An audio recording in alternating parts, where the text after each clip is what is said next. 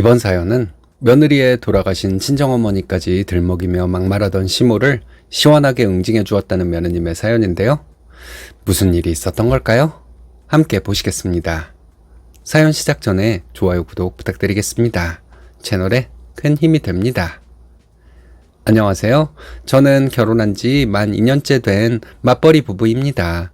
아직 아이는 없지만 하루하루 의미 있게 살고자 노력하며 지내고 있어요. 남편과의 첫 만남은 직장인 탁구 동호회에서였어요. 남편의 첫인상은 남자치고는 참 예쁘장하게 생긴 얼굴이었고 또래 남자들과는 좀 다른 느낌이랄까요? 늘 여자 회원들과도 스스럼 없이 대화를 나누는 모습이 한편으로는 왠지 모르게 가벼워 보이기도 했습니다. 남편은 저보다 한 살이 어렸는데 얼굴도 작고 외모가 딱 아이돌 같은 이미지였어요.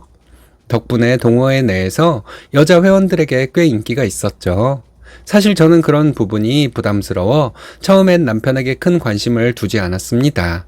여자 관계가 복잡할까봐 걱정도 되었고 무엇보다 동호회에서는 저보다 훨씬 예쁘고 어린 회원들이 많았으니까요. 그래서 저 같은 사람한테는 관심이 전혀 없을 거라고 생각했고요. 시간이 지나면서 남편은 저를 자연스럽게 누나라고 불렀고 저 역시 그냥 편한 동생 정도로만 생각했었죠.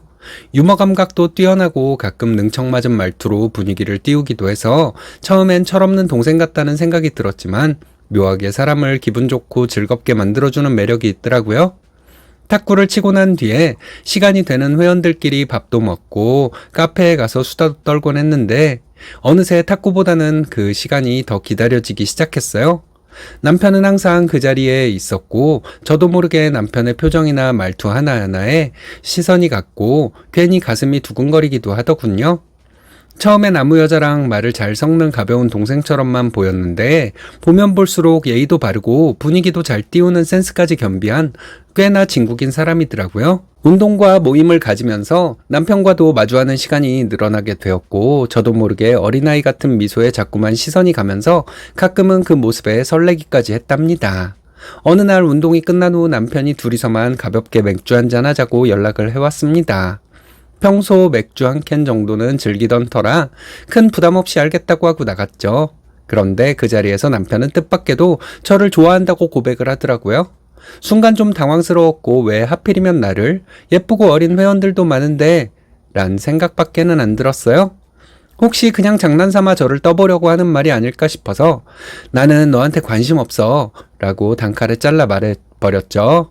심지어 넌 내 이상형이랑은 거리가 너무 멀어 라고까지 해버렸습니다. 그렇게 딱 잘라 말했는데도 남편은 포기하지 않고 계속 연락을 해오고 또 만나자고 하더라고요. 저는 너무 궁금해서 물어봤어요. 어리고 예쁜 여자 회원들도 많은데 왜 하필 나냐고 말이죠. 그랬더니 남편은 환하게 웃으면서 자기 눈에는 제가 가장 예뻐 보이고 성격이 좋아서 같이 있으면 기분이 좋아진다고 하더라고요. 그 순간만큼은 그 표정이 정말 진심처럼 느껴졌습니다.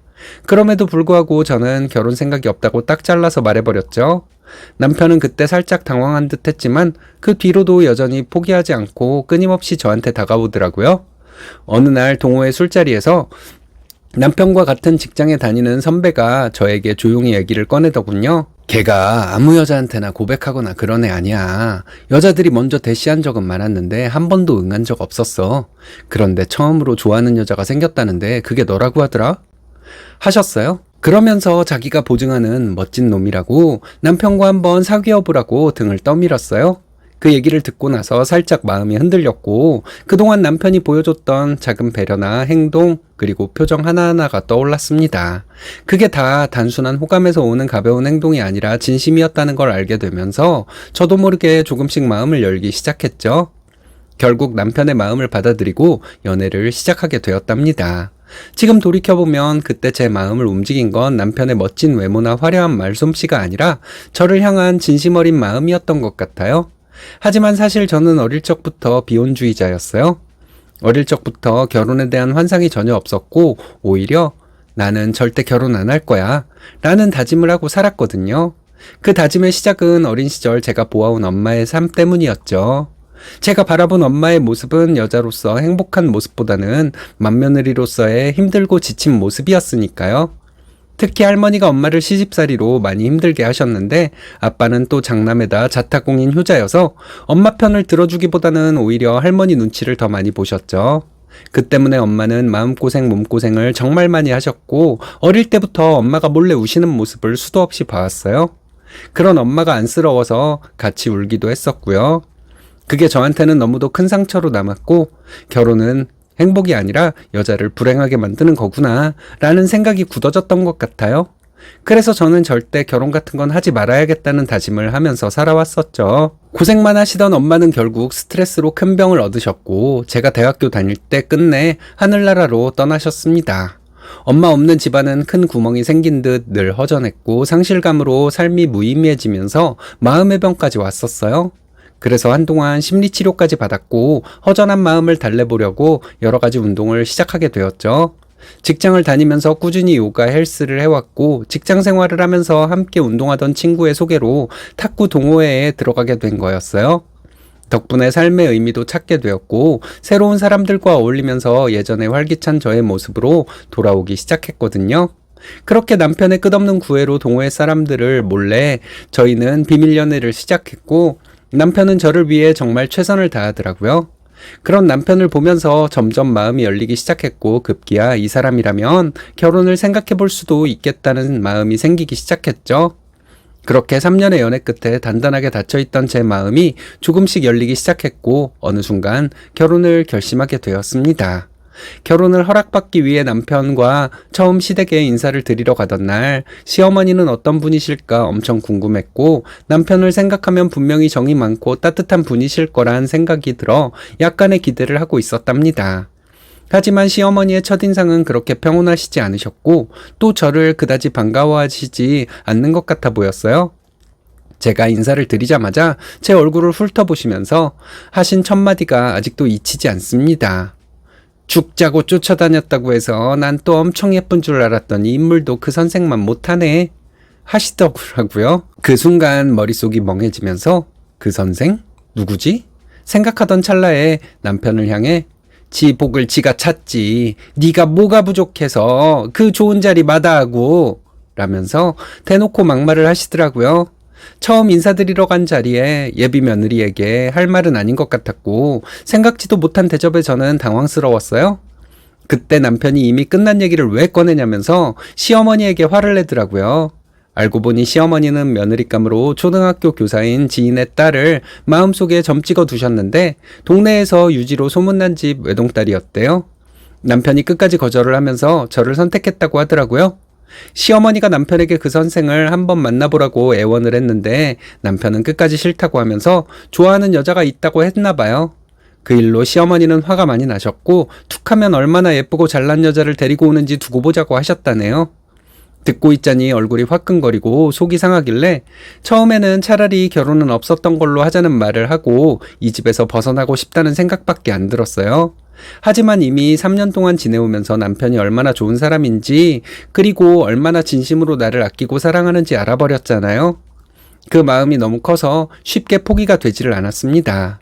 그리고 결국 결혼하면 남편하고 살지 시어머니와 살 건 아니니까 라는 순진한 생각을 했고 시어머니의 막말보다 남편을 향한 제 마음이 더 컸었기에 그런 상황에서도 결혼을 결심했었던 거죠. 시어머니는 남편이 초등학교 때 시아버님과 이혼을 하셨고 홀로 식당을 운영하시면서 꽤 큰 돈을 모으셨다고 해요.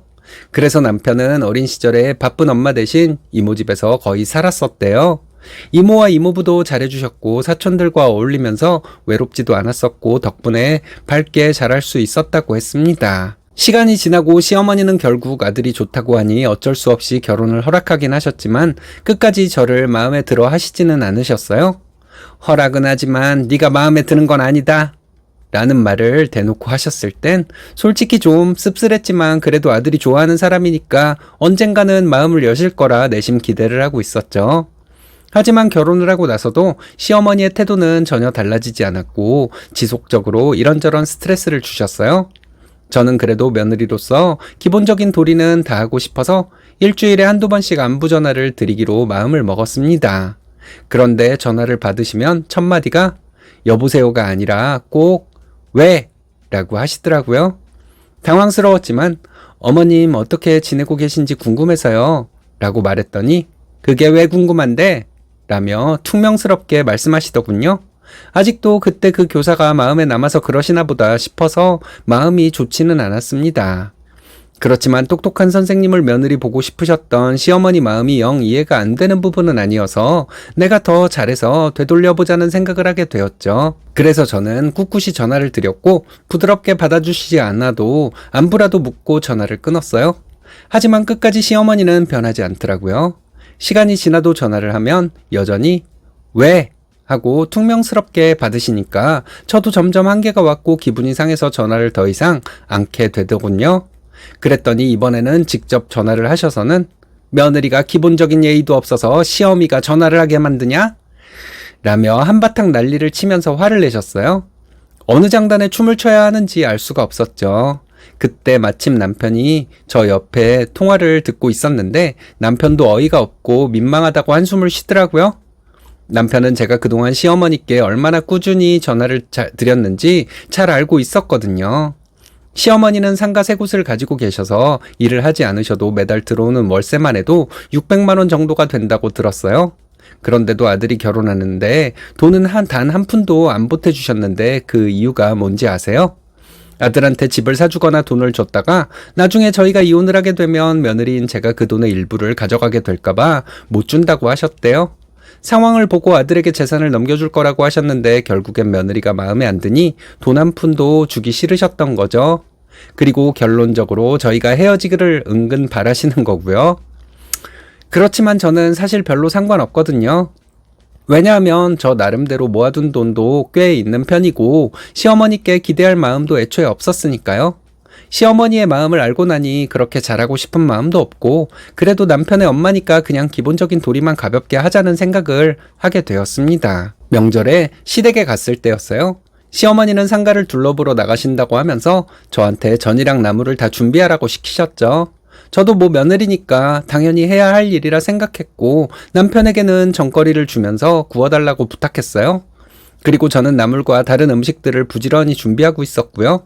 그런데 시어머니가 집에 들어오시자마자 한바탕 난리를 치면서 화를 내셨어요. 네가 뭔데 남의 귀한 아들한테 명절 음식을 시켜? 큰 소리에 놀라고 당황스러워서 숨이 콱 막혀오는 것 같았습니다. 그런데 갑자기 시어머니는 저를 쏘아보면서 친정엄마는 돌아가시기 전에 그런 예의도 안 가르쳐 주더냐? 라는 막말까지 하셨습니다. 그 순간 정말 들고 있던 국자로 시어머니 머리통을 후려칠 뻔했네요. 안 그래도 제겐 돌아가신 엄마가 아직도 가슴속 깊이 아픈 상처로 남아있는데 시어머니는 그걸 아무렇지 않게 쿡쿡 찔러대시니 한계가 오기 시작하더라고요. 그럴 때마다 시어머니한테 정말이지 오만정이 다 떨어졌고 솔직히 상대조차도 하고 싶지 않아졌어요. 그런데 다음날 오후에 정말 뜬금없이 시어머니가 얘 너의 엄마 암이었다던데 혹시 너한테도 유전되는 거 아니냐? 하시더군요. 그러고는 바로 옆에 있던 남편을 향해서 야 너 하필이면 명도 짧은 집애를 데리고 왔냐? 라고 또다시 막말을 하시는 거 있죠? 그 말에 순간 머리가 하얘졌고 너무 화가 나서 저도 모르게 버럭 질러버렸습니다. 어머님이 바라시는 거 그게 아닌가요? 제가 명 짧은 거? 근데 저 누구보다 건강해요. 그리고 우리 엄마는 시집살이에 무조건 참고 살아서 병에 걸리신 거라 저는 엄마처럼 참고 살지 않을 거니까 괜찮아요. 라는 말이 튀어나왔죠. 옆에서 듣고 있던 남편이 심하게 화를 내면서 엄마, 무슨 말도 안 되는 소리예요. 이 사람한테 당장 사과하세요. 라며 소리를 지르더라고요. 시어머니는 아들의 고함 소리에 잠깐 놀라신 표정이었지만 다시 차가운 얼굴로 돌아오셨죠. 역시 그 버릇이 어디 가겠어요? 그때부터 다짐했죠. 아, 이 사람은 앞으로도 절대 변하지 않겠구나. 앞으로 시어머니가 뭐라 하시든 나는 내 할 일만 하고 더 이상 상처받지도 말고 기대도 하지 말자. 라고요. 그래서 평소처럼 전화를 하지 않았고 안 한다고 뭐라 하셔도 그냥 들은 척도 안 했어요. 그렇게 마음을 닫고 시어머니 생신이 될 때까지 전화 한 통도 시댁 방문도 한 번을 하지 않았습니다.